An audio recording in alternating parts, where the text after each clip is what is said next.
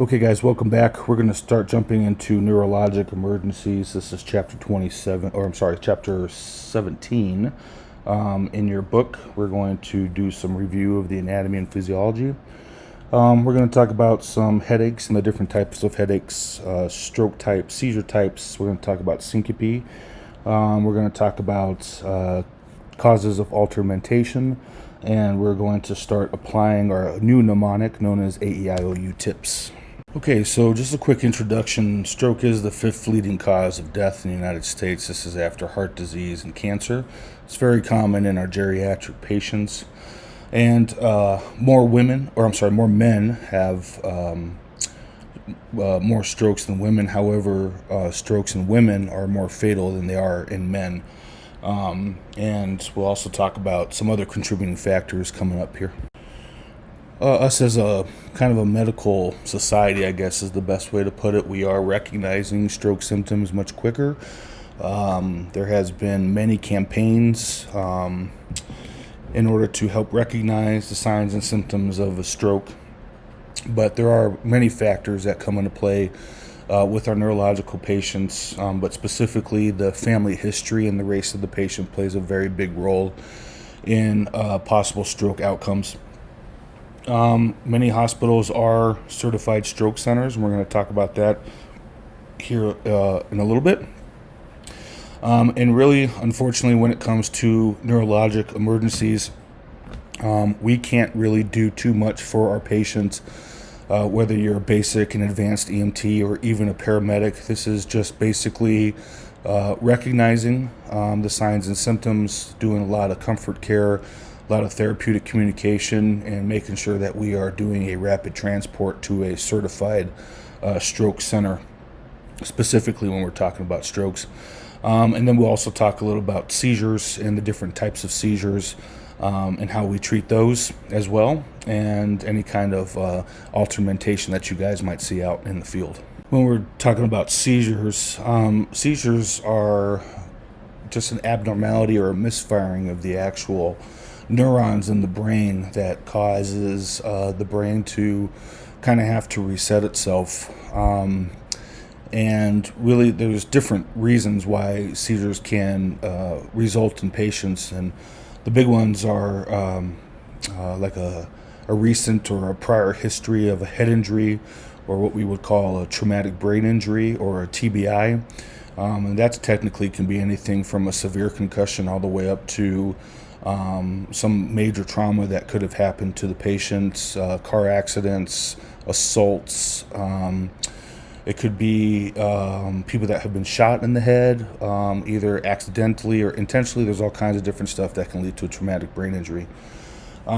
We, as EMS, can cause TBIs technically if we're not bagging our patient accordingly, or if we let the blood pressure of our patient drop too low. And we're going to talk about that here in a little bit as well. It could be a tumor, and somebody told me one time that the number one way that they actually diagnose brain tumors is because a patient had a first-time seizure. And unfortunately, that's the way that some people actually find out that they have a brain tumor going on. Could also be a metabolic problem. We're going to talk about that a little bit in this chapter, but really we're going to kind of spend some more time on that when we talk into the endocrine emergencies, like the diabetes and stuff like that. Fever, we can spike a fever so high that we do go into a seizure. It's febrile seizures, or because people have seizures when their fever usually happens in our kiddos or our neonates, because they don't have the temperature regulation like we do as an adult, so they really don't have any mechanism of actually cooling themselves down. And we'll talk about febrile seizures here in a little bit. And then it could be genetics. They're finding out that seizures can actually run in families. And again, seizures are, some people just have seizures and we don't know why. And it's a hot topic in neurologic emergencies. It's been a hot topic for a long time. And again, there's not much that we can do specifically at the basic level for this, except for just providing comfort care, making sure that the patient's staying safe, and a rapid transport to the hospital.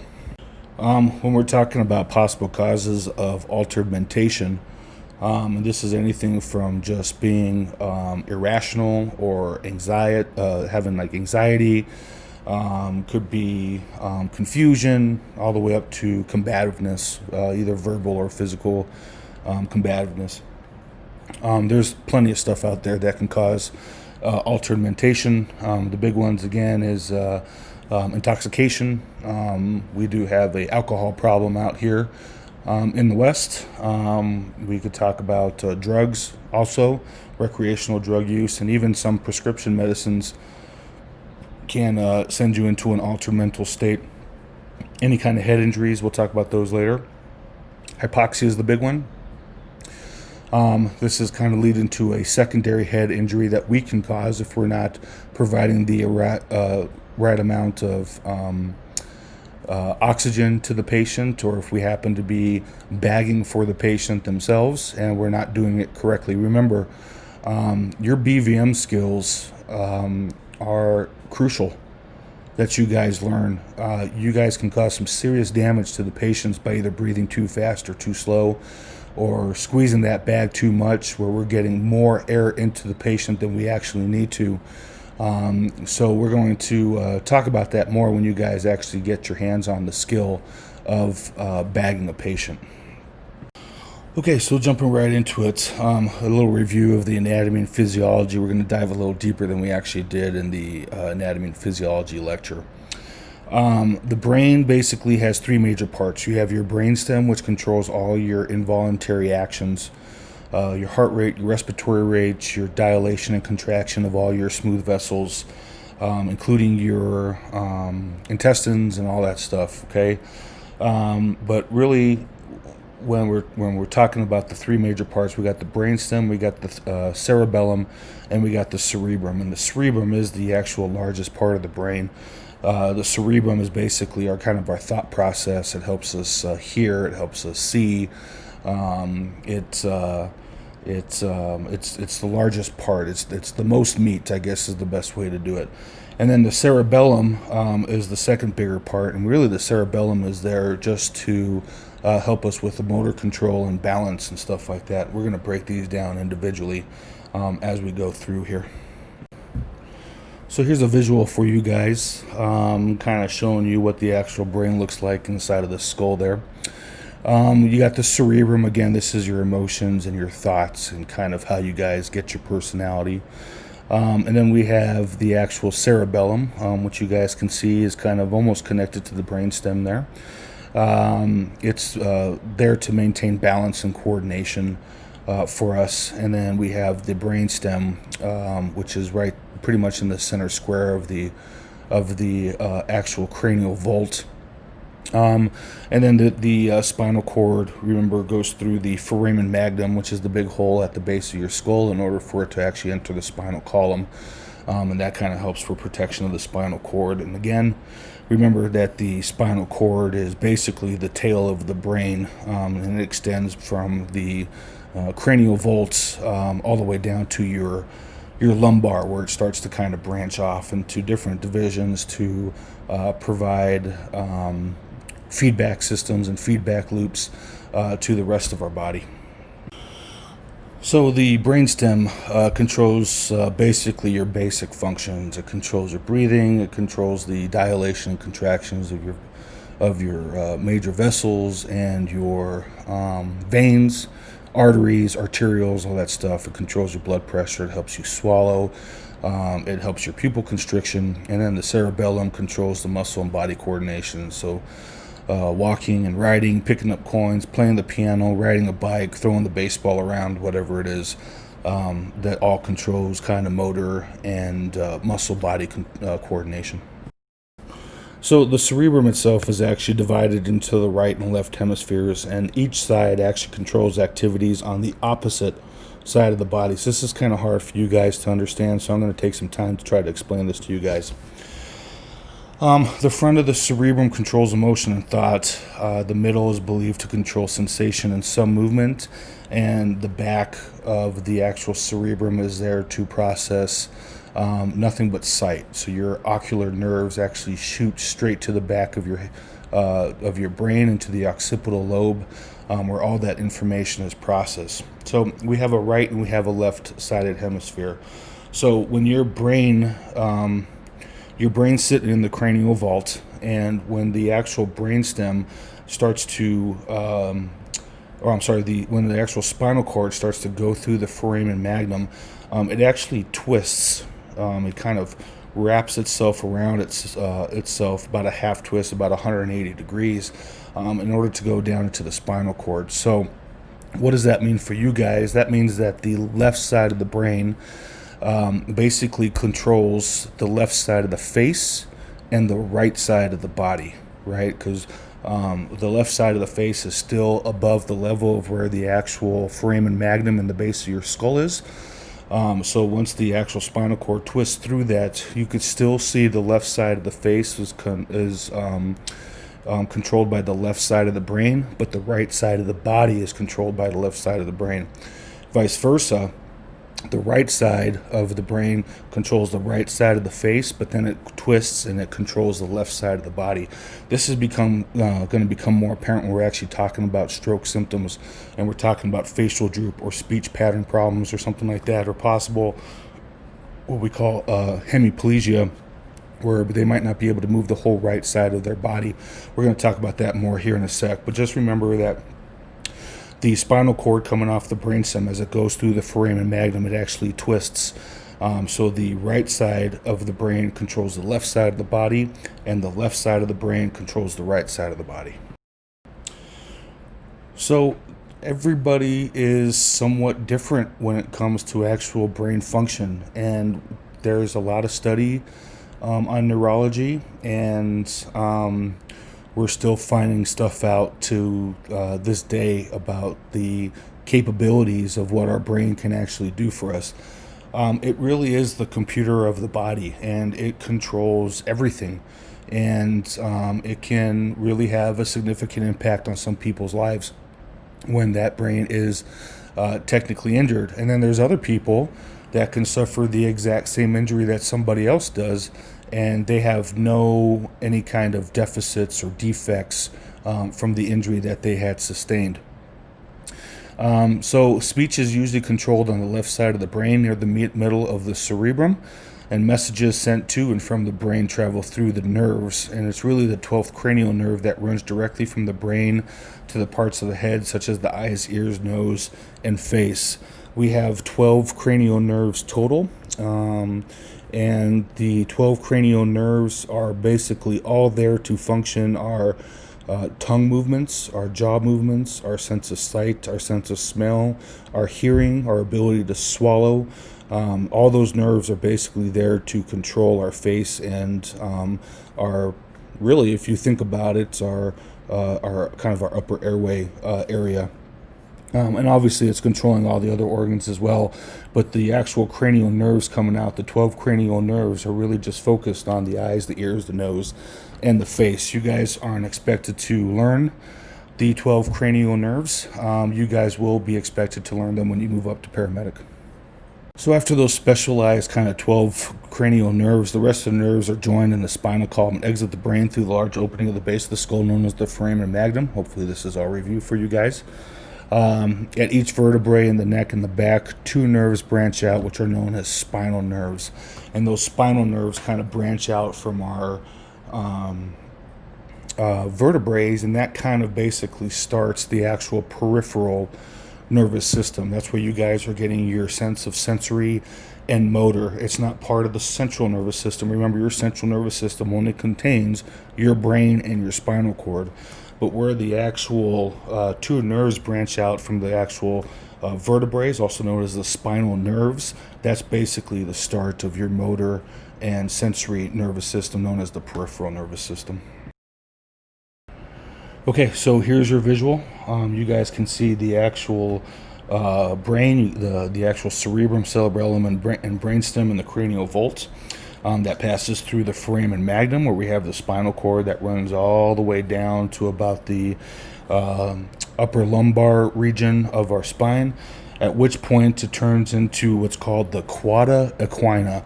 And as you can see, if you guys come down on the actual picture, you guys can see how it's one nice long rope, and then it kind of starts to kind of branch off.